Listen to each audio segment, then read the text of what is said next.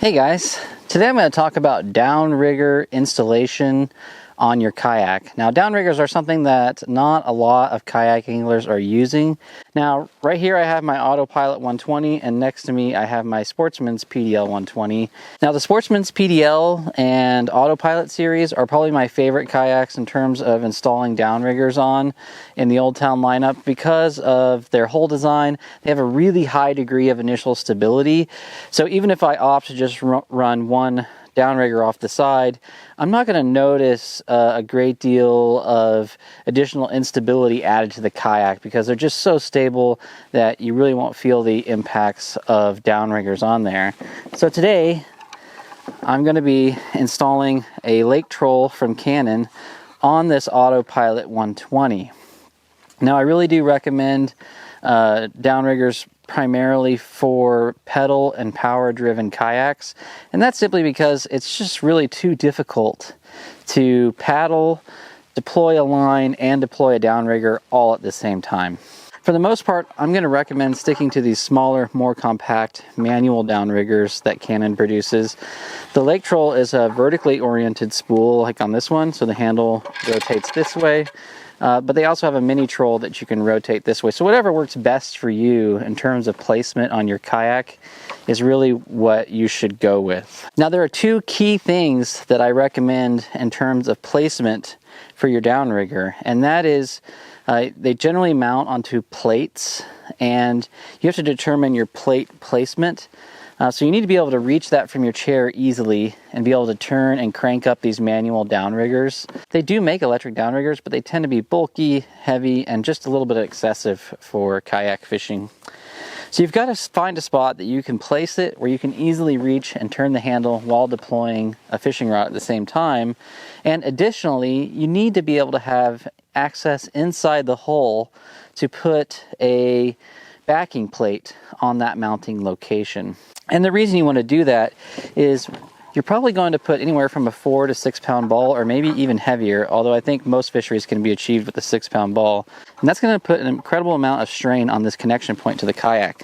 So on those warm summer days when the plastic starts to soften up a little bit, you don't want it deforming your kayak. You don't want that extreme weight deforming your kayak, or if you hang up the downrigger ball on the bottom, you don't want it ripping out of its installation point and sinking to the bottom and damaging your kayak. So if that addition of a backing plate, that will take care of all of those issues. It will distribute that weight across the broad area.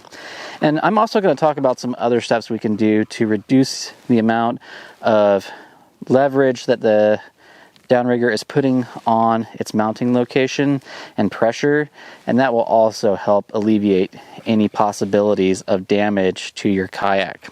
So first, let's just talk about some potential mounting points on this PDL 120 and on this Autopilot 120. Okay, so here's the PDL 120, and we do have some options in the front here to potentially attach something up front here. You might even think about removing the gear track if you have that ability. You could shorten up your gear track, install a shorter gear track from another manufacturer, and free up some space here. But again, it gets very challenging to access back deeper in the cockpit here from the front. So really the front part here offers some potential, but you have to be careful so that it does not interfere with your pedaling abilities. Now, as we move back towards the rear of the kayak, there's a lot more opportunities, and it's surprisingly very easy to still reach just behind the seat and crank up your downriggers. And so there's some space here, but it's taken up by the rudder, deploy, and lift. But on the opposite side here, we've actually got quite a bit of real estate available. It's very easy to access from in here, and you might be able to mount something right here. You just need to be careful in terms of making sure it doesn't interfere with your seat, depending on how tall you are. It might also reduce whether or not you can use some of these rod holders, so take that into account as well. Now let's go over to the Autopilot. Now the Autopilot, we have very limited access in the front of the kayak. There's just not a lot of access in the front. It's a very small area to reach into. And if you mounted it up here in the front, it would just be too far away from the chair. So you really need to move back here.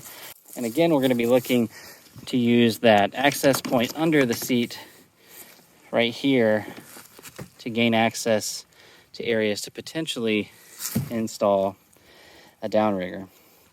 And now what I've done, I opted to go another route. Rather than a direct installation of the downrigger plate into the kayak itself, I'm going to utilize aftermarket components. So I've seen lots of people install these on rails, on rail mount.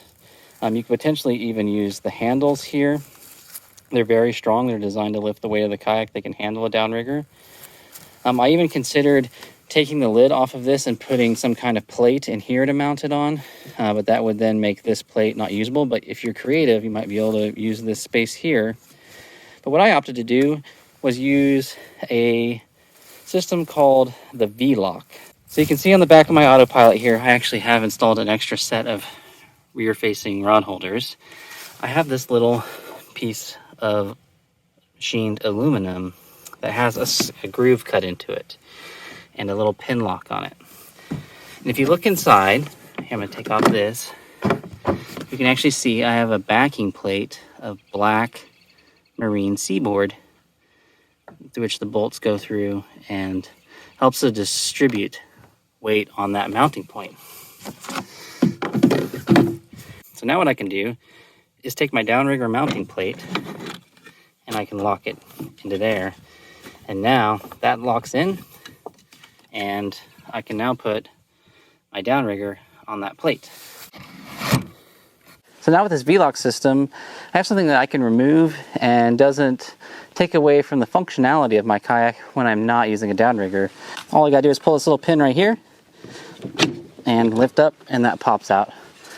So there we go. It's very easy to do. You can just slide it back in, locks into place.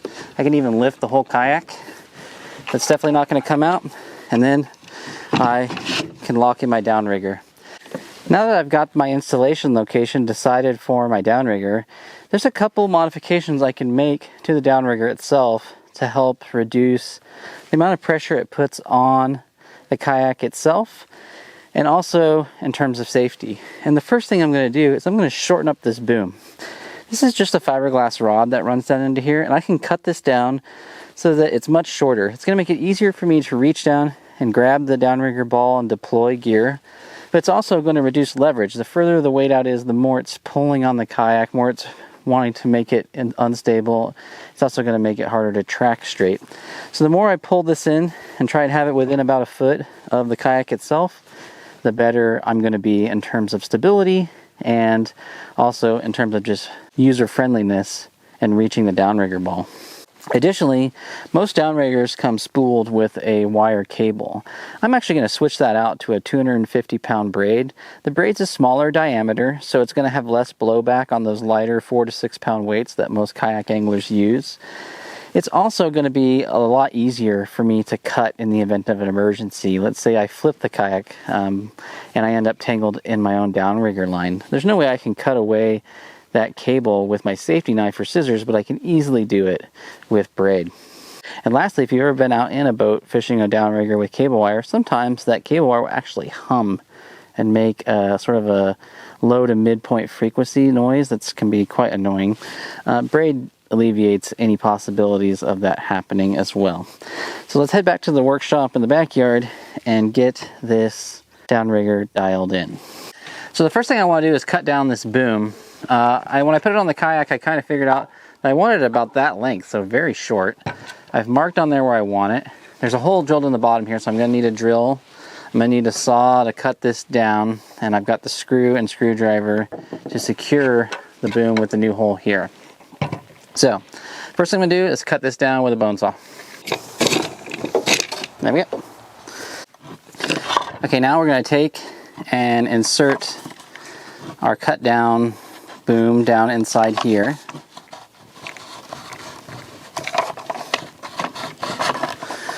Until it's where we want it. Once we've got that in the position that we want it, I'm going to go ahead and drill a hole using the drill bit up underneath that hole here, and then we'll drop a screw in there. Go ahead and put the screw in now. And this will secure the boom in place. Alright, that's about as tight as I'm going to get it. That's going to hold that boom in place shortened it up quite a bit, but I still have it running fairly deep down inside of here, so it's got a lot of strength. Shortened up to where I want it. Now we just need to replace the cable with the Spectra braid. This is 300 feet of line, so more than enough. All right, next we're going to spool it through the end of the downrigger. This is a little spool that rotates as you drop and bring up your gear and tells you your depth. Nice thing about braid is you don't have to use this fancy cable terminator. You can just tie a really good knot. It'll hold. Now for most kayak fisheries, 4 to 6 pound downrigger balls is all you're going to need. So then on the back of the downrigger ball, you'll clip in your release clip. Canon has these ones that allow you to adjust the tension depending on the fishery. So you can put light tension on this clip here and you put your line in here, or you can put heavier depending on what species you're after and how heavy a gear you're running.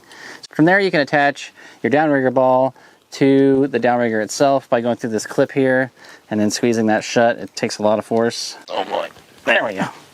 Not gonna lose that thing. All right, and that is all set up. There we go. Well, it works perfectly, so let's get this thing out on the water and start catching some fish. Let's go. So before deploying my downrigger, what I do is I do a setback. That is usually anywhere from 20 to 100 feet back. You let out line before you clip into your downrigger.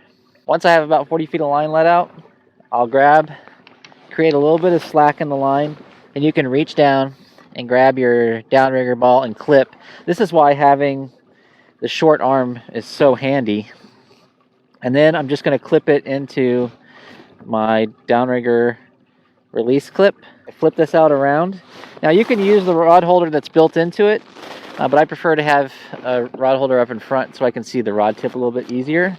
I open the bail and then I release the clutch on the downrigger, and I let the downrigger go down to the bottom, or towards the bottom, and then I just let line spool out, keeping a little bit of tension on there. I like using line counters so I can just look at how much line I've let out on the reel, and that tells me approximately how deep I've gone. So there we go, about 80 feet down. Then I'm going to put the rod in the rod holder, tighten up so I can detect the bite a little bit better on the clip. And that's it. Oop, oop, oop. There's a fishing one right there.